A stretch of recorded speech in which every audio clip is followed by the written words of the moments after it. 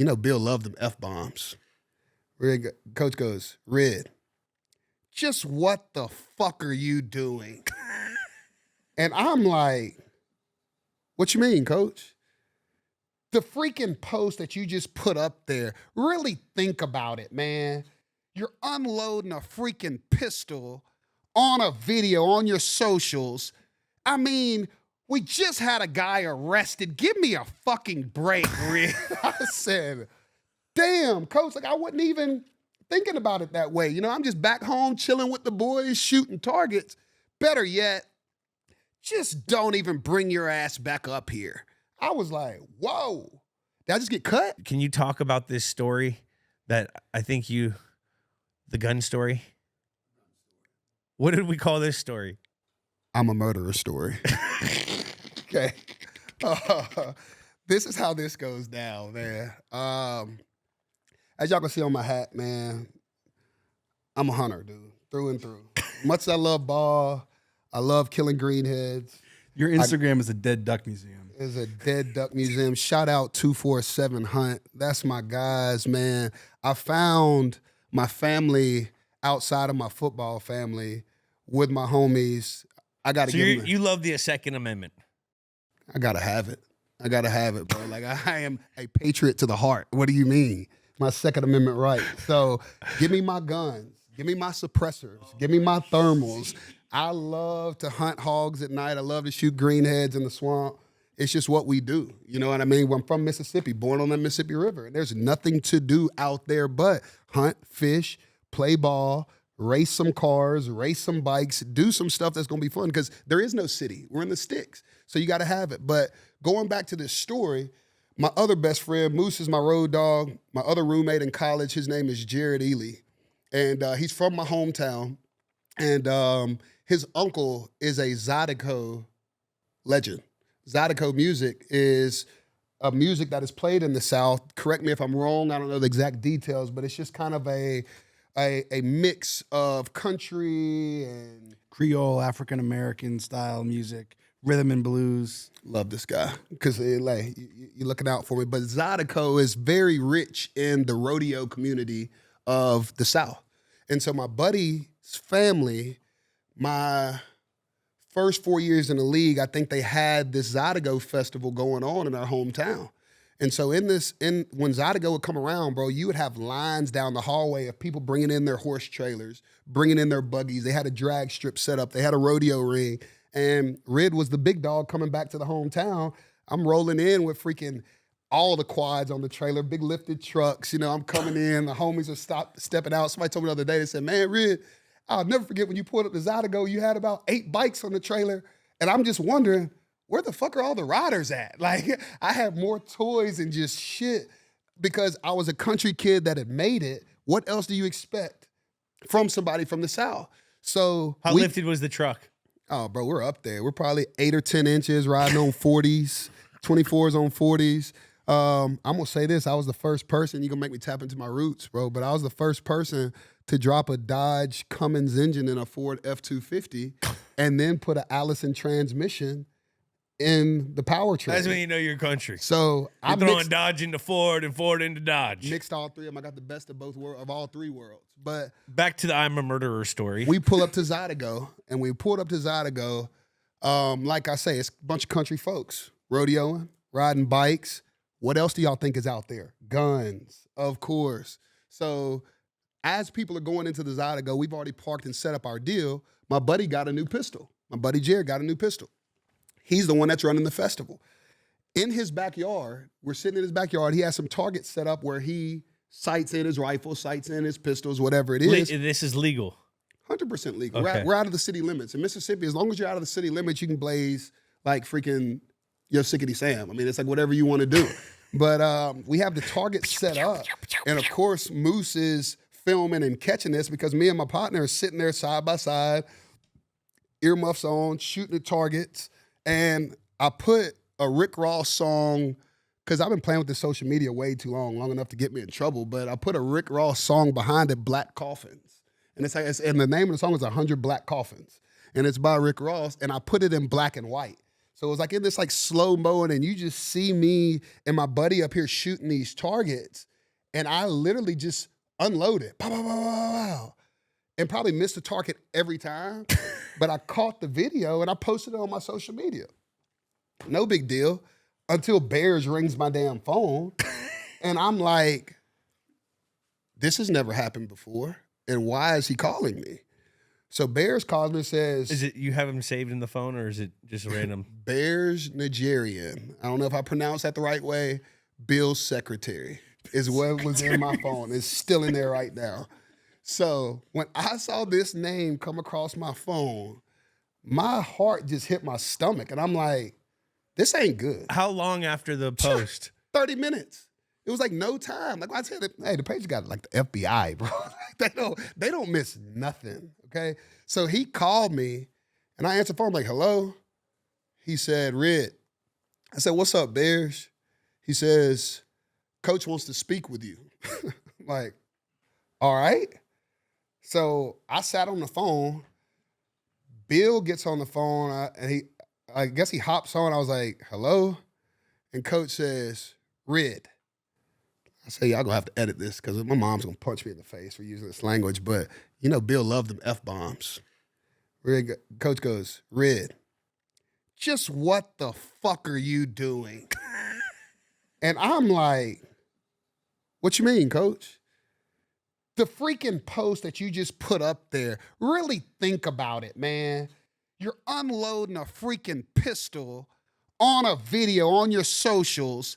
I mean, we just had a guy arrested. Give me a fucking break, Rick. I said, damn, Coach, like I wasn't even thinking about it that way. You know, I'm just back home chilling with the boys, shooting targets. Better yet, just don't even bring your ass back up here. I was like, whoa, did I just get cut? Like, how does this go down? So I looked at my boy and I'm like, bro, I don't know if I got fired or not. Like, what's going on? So Bill hung up the phone, or we kind of had some choice words. No, before he hung up the phone, we're going to cut this part, but I got to continue the story. So y'all just choose if y'all want to say it or not. But when he told me, he's like, just don't even bring your ass back up here. I'm like, oh, wow. So automatically I went into, Coach, I have the utmost respect for you. I did not know that I had messed up that bad. I said, there's targets in the background. We weren't doing anything wrong. I said, you're comparing me to a murderer because I'm shooting targets in the backyard. I said, but either way, I hear you. I will not be back there. And I'm going to let you know this. My faith is in God and upstairs. I said, this is not the end of my career if I am cut. And I hung up the phone. It was probably a dumb move to do that. But You hung up on Bill Belichick? I hung up, bro, because I was blown away. Like, you just called me a freaking murderer because I'm shooting at targets in the backyard. This is what we do on a regular, bro. Like, this is life. So I hung up, and probably wasn't the smartest thing to do. And within, like, I would say 30 to an hour, I got another phone call, and it was Bill. And he says, you know what? Better yet, when you come here, do not even stop at my office. He says, you go straight upstairs and see Robert. I'm like, Robert, Mr. Kraft? I'm like, oh my God, bro. Like, I'm like, I don't know what, like, I don't know how this goes. Cause Bill, whether y'all know it or not, Bill moves the needle on everything around there. He's making all the calls. So for him to push me to the big dog, I'm like, bro, I'll just stay in Mississippi. Hey, bro, I'll take the first option. How about that? Let me just stay right here where you told me to stay. So, man, I called Moose. I'm like, Moose, bro, I said, guess what? So I told him, Moose was like, I told you not to post that video, Red. I'm like, what are you talking about? I'm like, either way, he told me don't even come back. And then he told me to go see Mr. Kraft. Like, bro, what the hell am I going to do? Like, I don't know what's going to go down.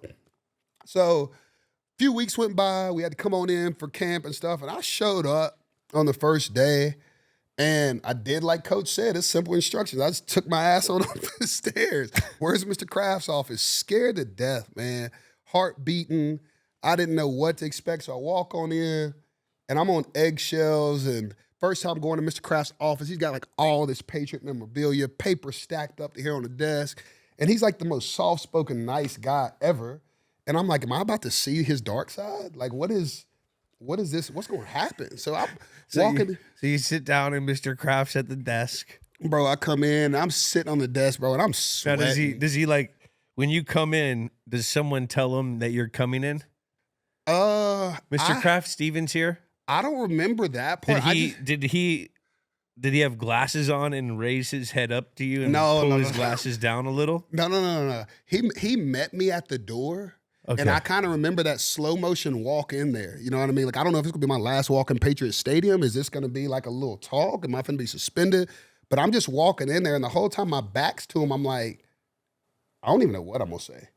Like, so I'm just coming in, I don't even know where to sit.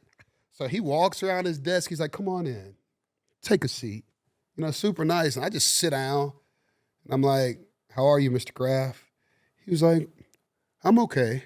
I'm okay. How are you? And I'm like, in trouble. Like, obviously, I done messed up. He was like, look, and he kind of looked at me, and he looked over at the door, and he got up again and went over and made sure the door was closed. And I'm like, oh, shit. Like, I'm just like literally sliding down in my seat. I'm like, bro, you blew it. You straight up blew it. He says, look, Steven, we love you here. He said, you're a great Patriot. He says, you're a good kid. He was like, sometimes Bill can be a little bit harsh. And my heart just starts like, hell yeah. That's me. Yeah. Bill can be a little bit hard. And I'm like, yeah. And I'm not saying too much, but in my mind, I'm like, yeah, he can be, but I'm not trying to piss him off or step on their toes. And he's like, let me tell you a little story. I'm like, story time. Cool. So at least I'm not pack up your shit and get out of here. Like, at least I'm holding on. So he was like, I'm gonna tell you about a time that my family was born and raised in the Northeast, but I had a daughter. I can't remember exactly what he said, y'all, because I was scared out of my mind. He's like, I had a daughter that was dating a guy or either married a guy from the South. And he said, it was the wildest thing to me. And he's just talking so slow. And I'm like, get to the point. Am I cut? Am I fired? Am I saved? Like, what's... Well, I had this daughter, and, you know, I went down to visit her significant other's family, and we went to church together. After church, everybody left church and came back to the house, and they cook food, and they're hanging out just like country folks do. Like, that's what we do. Every Sunday, it's like you're going to the Lord's house first, you're going to eat some good grub, and you're going to spend time with the family. And this was his first time, I guess, to Texas. So he was saying how he got there, they went to church, they ate food, and he said, the next thing I know, he says, I look up and I see the little kids on the back porch. And he says, Steven, they all have guns. It blew my mind to see these little kids actually doing what they were doing. Comfortable with firearms. They weren't hurting anybody, but he was like, it's just a difference of the culture. I'm like, preach, Mr. Kraft. Yes. He was like, so Bill might not necessarily understand what's going on and where you're from, but you have to be aware of the time and the pressure that the team is under. And he's like, I think that's what Bill was trying to tell you. And I said, maybe so. I hope so. I'm not cut. I'm not fired yet. So he said, well, here's what I'm going to tell you. You make sure when you go back down there, you go see Coach, because he told you to come straight and see me, right? And I said, yes, sir. And I said, that's exactly what I did. He says, you make sure you go right back to Coach and tell him that I got on you hard. I was like, what? I got the pass. I'm good. He's like, tell him I got on you hard. And he said, this is between us. He was like, I know you didn't mean bad, but he was like, the team is really under a microscope right now. And he broke it down like that grandpa, you know what I mean? And just kind of comforted me because I did. I messed up, you know what I mean? Like, we had the team and everything that was going on with Chico, it's like we had this negative light on us. And me being young and dumb, I'm out there shooting guns in the backyard, and an older Stephen Ridley now looking back, I'm like Jules said earlier, like, how dumb can you really be? You know what I mean? Like, it's just, but with age comes maturity. You know what I'm saying? And so when I look at it, I was like, oh shit, you know, like I really did. I almost messed it all up. So when I went back to Bill, I went back to Coach and said, Coach, apologize first when I walked in there again. I'm sorry. Didn't mean to do anything. I just went up there and talked to Mr. Kraft. He gave me his 2 cents. I understand where y'all are coming from. Whatever my punishment is, it's my punishment. conduct detrimental, big fine. You know what I mean? Like, I think it was probably like 16, 17. Game check. Something like that. You know what I mean? It was a chunk. It's a game check. And, Bill hit me with it. It wasn't going to be a free off. But to this day, Bill doesn't know the words that we exchanged in that office. But Mr. Kraft really just put it in perspective for me to help me realize without the F-bombs, without telling me never to come back to Foxborough. So it was just to have that dynamic that I kind of found some middle ground between the two, and I was somewhat safe. I am forever thankful for Mr. Kraft and the organization because he's the man for that, truly. I've had one of those conversations with Kraft as well. Scary. But like you said, his wisdom pours out, and he's not there to punish you. He's there to fix a problem. Yes. And help you get through it. Yes. Yes. That's what I felt. Yes. And that's, it sounds like what he made you feel comfortable. Yes. He tried to recognize a problem. Yes. And then, it's a good way of going about it. I mean, there's good cop, bad cop.